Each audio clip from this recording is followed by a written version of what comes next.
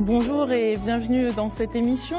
Ce n'est pas la première fois que vous organisez une campagne de sensibilisation au tri. Le fait de cibler le textile et les chaussures, ça part d'un constat, lequel ?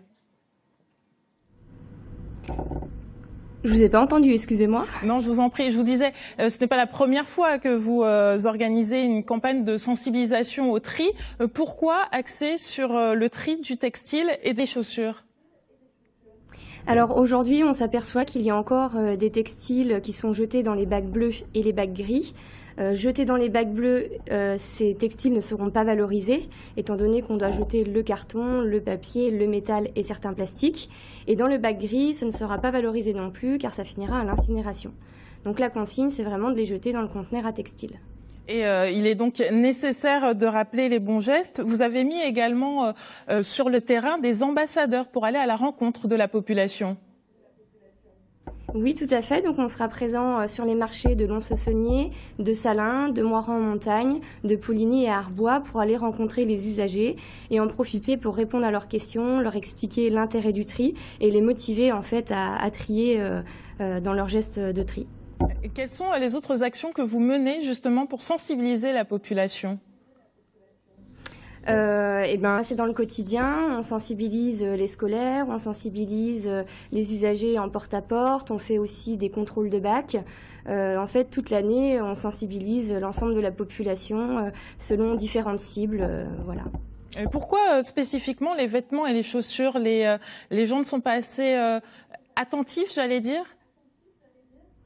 Je pense que la consigne n'est peut-être pas su par tout le monde et c'est pour nous un moment de sensibiliser parce que tous les ans, c'est vrai qu'on fait une campagne de communication.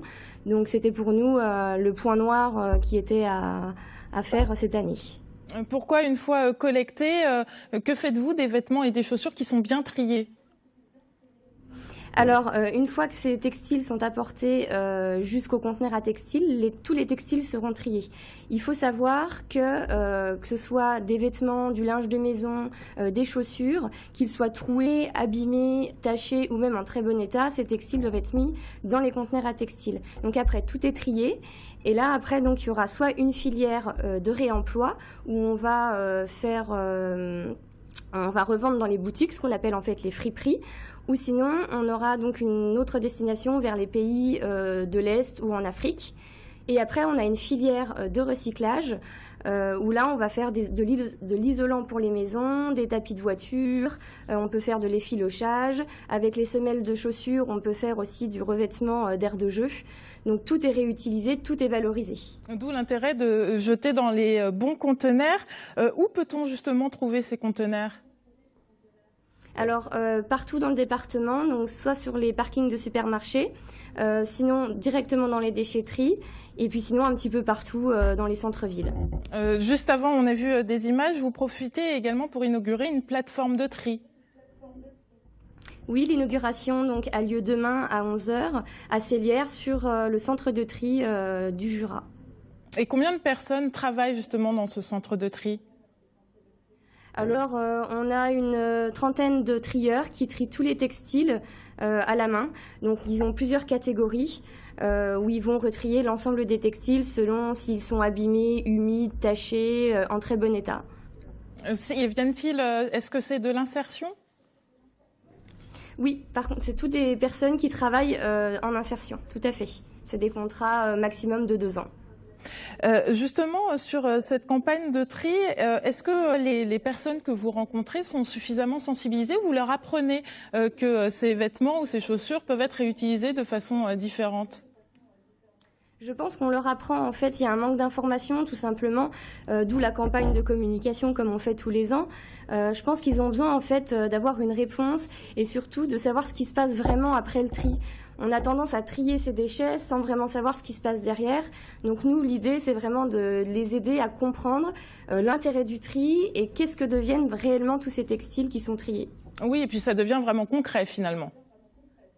Voilà, pour eux, c'est un moyen de concrétiser le geste de tri qu'ils font au quotidien chez eux, déjà avec les bacs bleus à la maison. Combien de friperies, j'allais dire, vous réussissez à mettre en place grâce à ce tri ? Alors sur le secteur de Lons-Saunier, parce que je pourrais pas vous dire sur l'ensemble du Jura, sur Lons-Saunier, on a la friperie d'Oasis qui est présente et on a une deuxième friperie à Lons qui s'appelle Dingue Fringue. Et après, vous avez un autre réseau sur le secteur de Dole et un autre réseau sur le Haut-Jura. Oui, donc d'où l'intérêt de trier les textiles et les chaussures. La campagne, c'est jusqu'au 25 juin. Et bien entendu, le tri dans les bons containers, c'est surtout tout au long de l'année. Merci à vous pour toutes ces explications. Une autre solution existe également pour recycler les vêtements et faire en sorte qu'ils ne partent pas à la poubelle. Les donner à plusieurs associations comme la Croix-Rouge, par exemple. Grâce à ces dons, elle propose des vestiboutiques. Une a ouvert ses portes à Fraisans. Voici le reportage. C'est une première. Vestiboutique à Fraisans, c'est le rendez-vous de la fringue à prix cassé. Une initiative de l'antenne doloise de la Croix-Rouge en faveur des familles les plus démunies dans cette commune de 1300 habitants. On a tout pour s'habiller. Et il y a des gens qui n'ont pas ça et c'est pas cher, donc on peut en profiter. Très intéressant, ça fait du bien. Pour des prix comme ça, c'est raisonnable. C'est raisonnable. Donc ouais, sympathique. Plus qu'à essayer 2-3 trucs et puis après c'est bon quoi. Le principe, une collecte régulière de vêtements auprès de la population locale. La sélection s'opère ensuite dans ces locaux loués par la Croix-Rouge. Une dizaine de bénévoles rangent sur les portants et dans les rayons et délivrent des conseils à la clientèle. Une clientèle qui règle ses achats comme dans n'importe quelle boutique, mais à tarif préférentiel. C'est pas la distribution alimentaire, c'est vraiment de la vente, donc avec des prix très intéressants, donc on est là vraiment pour les guider. Et ça c'est très intéressant en fait, d'avoir cet échange.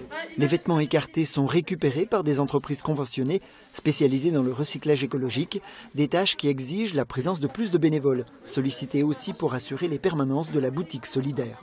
3 ou 4 demi-journées ou 3 journées par semaine, avec un point qui sera intéressant déjà le samedi, avec la fréquentation, avec les gens qui sont plus disponibles parce qu'ils ne travaillent pas.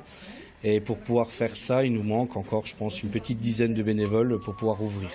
Le réseau franc-comtois de la Croix-Rouge compte une douzaine de vestiaires et vestiboutiques, mais à Fraisans, c'est la seconde à s'installer en zone rurale, après celle de Blétran, elle aussi, dans le Jura.